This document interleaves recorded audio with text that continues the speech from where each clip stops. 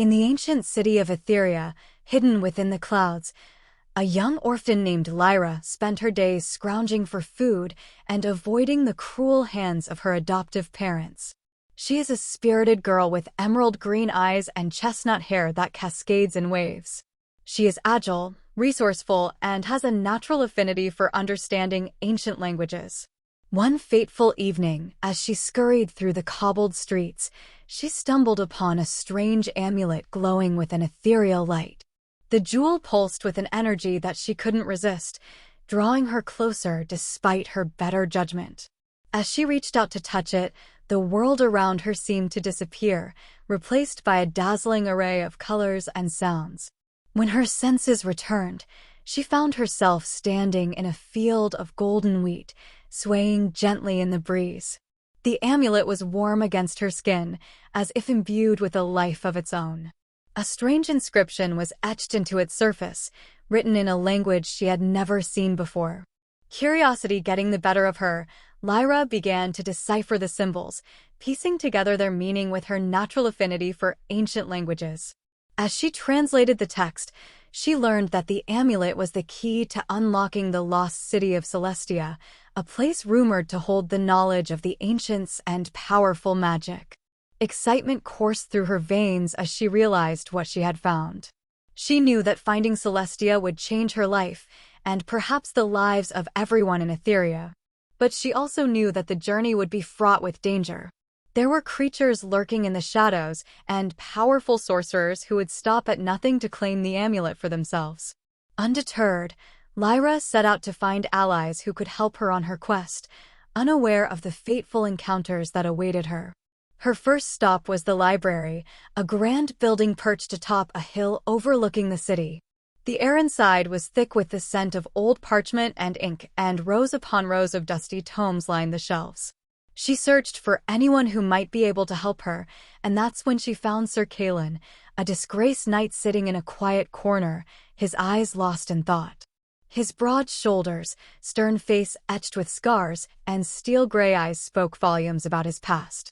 She approached him cautiously, unsure of how he would react to her presence. "Sir Kaelan," she said, trying to muster up the courage to continue. "My name is Lyra. I have come seeking your aid." She hesitated, reaching out to touch his arm. "I have found something that could change the fate of our world. But I need your help to get there." The knight looked at her for a long moment before sighing wearily. "Very well, child," he said. "I will help you. But first, you must tell me what it is you found." As Lyra began to describe the amulet and its inscription, a flicker of hope ignited in the knight's eyes. Perhaps this was his chance at redemption. The pair spent the rest of the day in the library, poring over ancient scrolls and dusty tomes, searching for any information on the lost city of Celestia. They discovered that the city was hidden deep within a labyrinth of caves, protected by powerful magical wards and guarded by creatures both mythical and terrifying. It would take all of their combined skills and strength to reach it, let alone survive the dangers that awaited them. As night fell, they left the library and made their way to the outskirts of Aetheria, where a small stable stood. There, they met a half-elf named Elara, who had heard rumors of Lyra's discovery and had come to offer her aid. Elara was tall and graceful, with flowing silver hair and piercing green eyes. She had spent her life traveling the world, honing her skills in combat and magic. Her trusty steed, a white mare named Luna, stood patiently beside her. Together, the three of them formed a bond that would prove unbreakable. They spent the next few weeks training in the art of combat and magic, honing their skills and preparing for the journey ahead. As the day of their departure drew near, they gathered their supplies, including food, water, and magical items to aid them on their quest. The amulet glowed brighter against Lyra's skin, its energy growing stronger with each passing moment, urging them forward toward the hidden city and the secrets that lay within. Finally, the sun rose on a crisp, clear morning, signaling the beginning of their journey. They mounted their horses and set out toward the distant mountains where the entrance to the labyrinth was said to lie. The air was cool and invigorating, and the sound of their horses' hooves echoed through the valley. As they rode, They discussed the dangers they might face and the allies they might make along the way. The first few days of their journey passed without incident, but as they ventured deeper into the mountains, they began to encounter signs of the city's former guardians, crumbling statues covered in moss, and ancient runes etched into the rock face.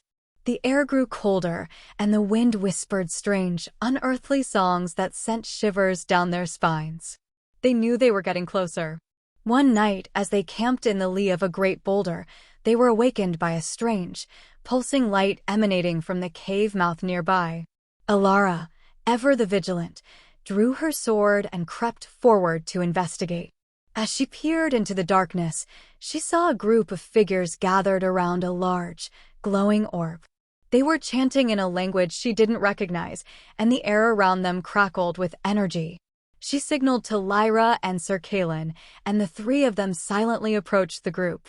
As they got closer, they could see that the figures were not creatures, but sorcerers, clad in robes of many colors. The orb they were chanting over was an amulet, similar to the one that Lyra had. "What are they doing?" Lyra whispered, her heart racing in fear. "They're trying to harness its power for their own ends," Elara replied grimly. "We must stop them." Before they could act, one of the sorcerers sensed their presence and turned around. "Intruders," he cried, pointing at them. "Seize them at once."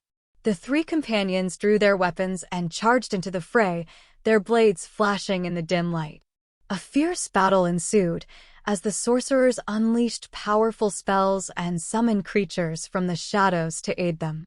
Lyra, Elara, and Sir Kaelan fought with all their might, using their skills in combat and magic to push back the tide of darkness. In the end, they emerged victorious, but not without cost. Two of the sorcerers had escaped, and they knew that they would not be so lucky next time. The orb shattered, scattering the amulet's power across the cavern floor, but its energy still coursed through Lyra's veins. They knew that they were closer than ever to finding the lost city of Celestia, but they also knew that the dangers they faced would only grow more treacherous from here.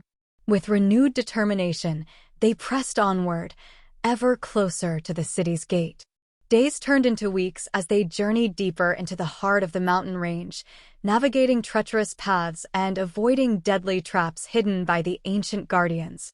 The air grew colder still, and strange, ethereal lights danced across the cavern walls. They began to hear whispers on the wind, voices speaking in a language long forgotten by mankind. One evening, as they camped beneath a canopy of stars, Lyra awoke with a start, feeling the amulet's energy pulsing in time with her heartbeat. She sat up, rubbing her eyes, and glanced around nervously. Something was not right.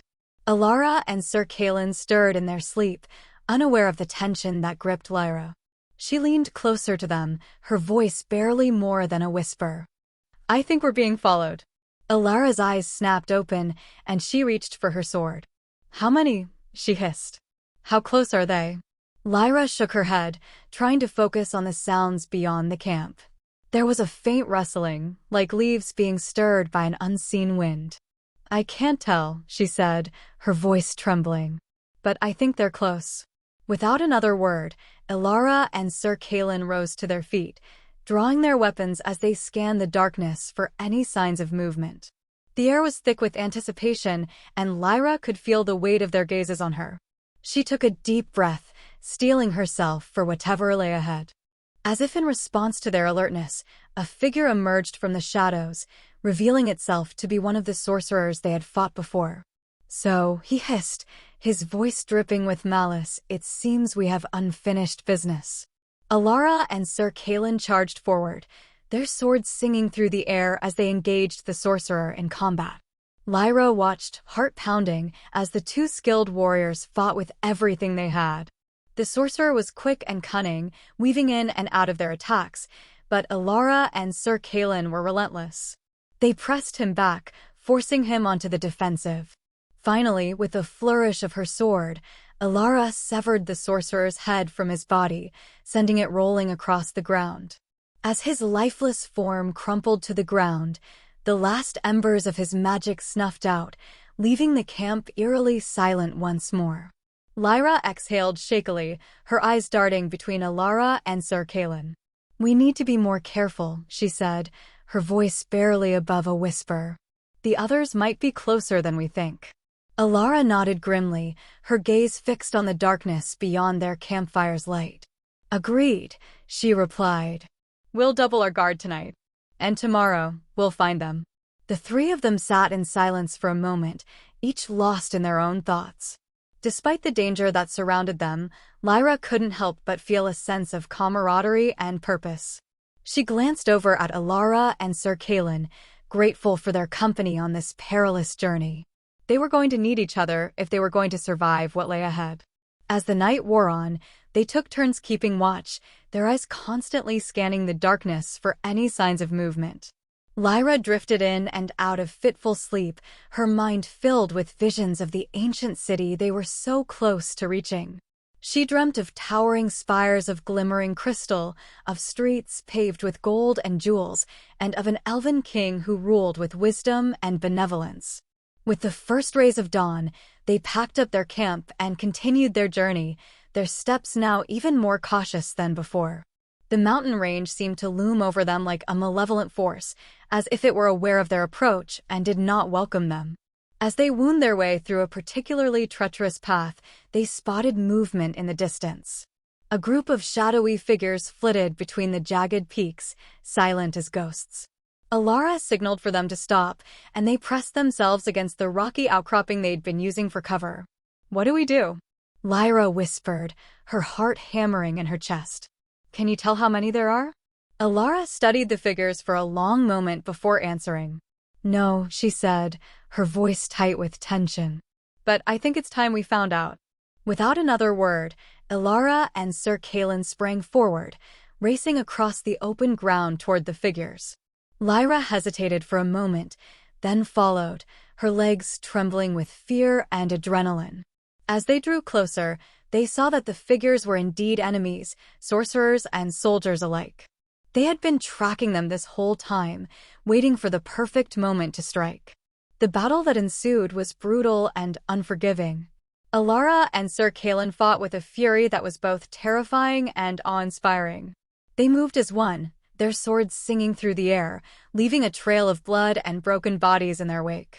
Lyra did her best to support them, casting spell after spell, her voice growing hoarse from the effort. In the end, they emerged victorious, standing amidst the carnage of the fallen. They surveyed the bodies at their feet, each one a testament to the price they had paid to get this far. As they caught their breath, Lyra glanced up at Elara, her eyes shining with tears. "We did it," she said, her voice barely above a whisper. "We won the battle." Elara nodded, a small smile playing at the corners of her lips. "Yes," she said. "We did." And with that, they turned their steps once more toward the ancient city of Celestia, their hearts filled with determination and hope. As they continued their trek through the treacherous mountain range, they grew more cautious than ever before. The air seemed to hum with magic, and they could sense that whatever lay ahead was not going to be an easy victory. But they were prepared. They had each other, and they had the knowledge that they were fighting for something much bigger than themselves. Days turned into weeks, and their journey took them farther into the heart of the mountains than any had dared to venture in generations. The air grew colder, and the peaks rose higher, obscuring the sky in a perpetual shroud of clouds. They faced many more skirmishes with enemy forces, each battle harder than the last. But they persevered, for they knew that their efforts were not in vain. Finally, after what seemed like an eternity of struggle, they emerged from the mountains and found themselves at the base of a towering crystal spire that soared up into the heavens. The city of Celestia was finally within their grasp. Elara and Sir Kaelan exchanged glances, their eyes shining with determination. They turned to Lyra, who was barely able to stand on her trembling legs, and said, "We must rest here. Tomorrow, we will make our final push." As they huddled together around their campfire, the three of them shared stories of their journey, of the friends they had lost and the enemies they had faced.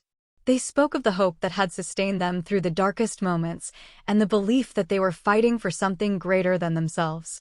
As they drifted off to sleep, they knew that the dawn would bring either triumph or tragedy. But no matter what lay ahead, they would face it together. The next morning, they rose with the sun and began their ascent up the crystal spire. The air grew colder still, and the path grew steeper, but their determination only seemed to strengthen with each step. As they neared the summit, they could see the first glimmers of dawn breaking over the horizon, painting the sky in hues of pink and orange. It was a breathtaking sight, and for a moment, they were filled with hope that their journey was nearly at an end. But as they rounded a bend in the path, they came face to face with a force of sorcerers and soldiers that outnumbered their own group 10 to 1. The enemy leader, a powerful sorcerer clad in black robes, stepped forward and addressed them. "You have come far, young heroes," he said, his voice dripping with contempt. "But your journey ends here." Elara and Sir Kaelan exchanged glances, their hearts racing with fear and determination. They knew that the odds were stacked against them, but they also knew that they could not turn back now. They drew their swords and prepared to fight, their movements a ballet of death and destruction. Lyra, meanwhile, summoned her inner reserves of power and began casting spell after spell, her voice a deadly symphony of magic and fury. The battle that ensued was unlike any they had faced before. The enemy sorcerers cast spell after spell, their magic cutting through the air like razor-sharp blades. Sir Kaelan and Elara fought valiantly, their swords dancing with a fury that seemed to match the very fires of the sun. But with each passing moment, it became clearer that they were losing ground. Lyra's magic was no match for the overwhelming might of the enemy sorcerers.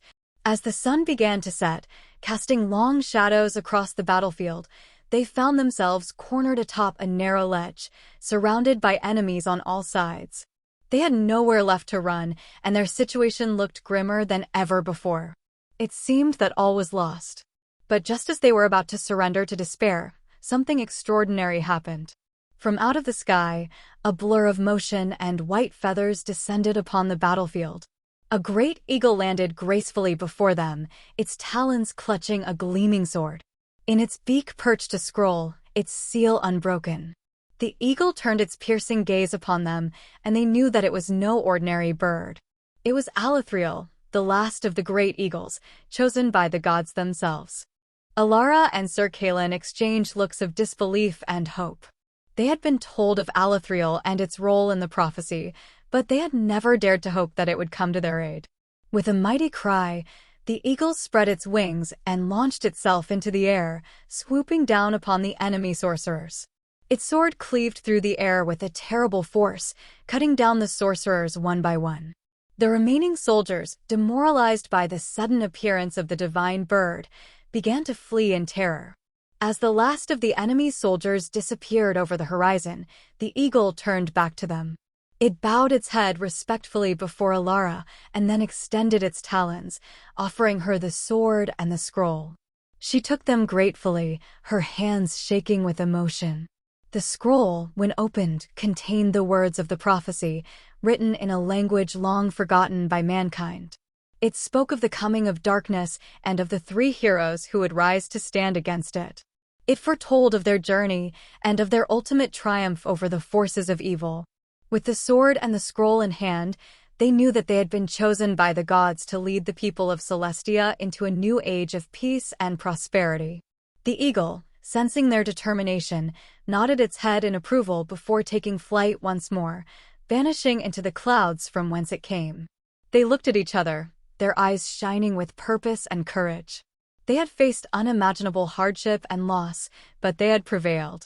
They had saved their city, and perhaps they had even saved the world.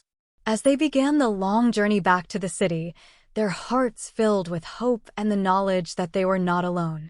The people of Celestia would forever sing their praises, telling the tale of their bravery and their sacrifice. Children would be named after them, and their stories would be passed down through the generations. They had become legends, heroes in the truest sense of the word. But for now, they were just Elara and Sir Kaelan and Lyra, 3 weary travelers, walking hand in hand into a future that they had fought so hard to create.